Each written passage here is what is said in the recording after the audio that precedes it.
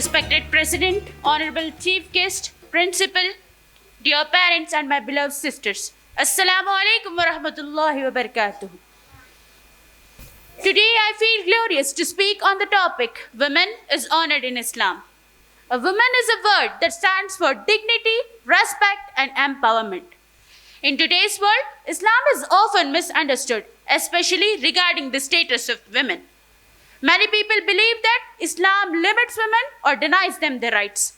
However, when we study Islamic teachings carefully, we find that Islam honors women, grants them their dignity, and protects their rights that were unheard for 1,400 years ago. Before the arrival of Islam, women in many societies were degraded unfairly. They were denied from the education, ownership, and even from the basic respect. Even in today, in some cultures, daughters were burdened for them. But Islam came as a light in the darkness and declared a woman a valuable and honorable member of society. A woman plays different kind of roles throughout her life, as a mother, as a daughter, as a sister, and as a wife. In Hadith, Prophet Muhammad, peace be upon him, said, "The one who loves and cares his daughter will be with me in Jannah." One of the most common misconceptions is that Islam oppresses women in modesty. Modesty is not a sign of weakness, but a symbol of dignity, moral strength, and self-respect. In reality, Islam teaches modesty for both men and women.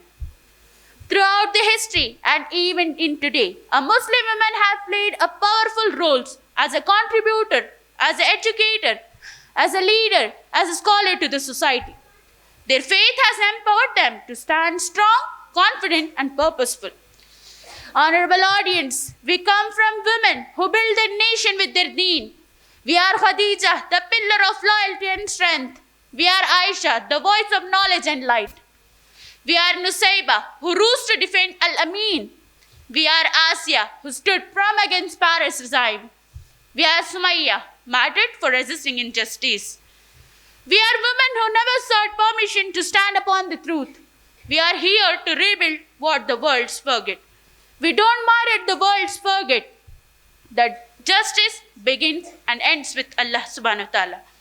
At last, I pray to Allah subhanahu wa ta'ala, may Allah ta'ala guide us towards right path. Ameen. Wa akhiru da'wana alhamdulillahi rabbil alameen. Assalamu alaikum wa rahmatullahi wa barakatuh.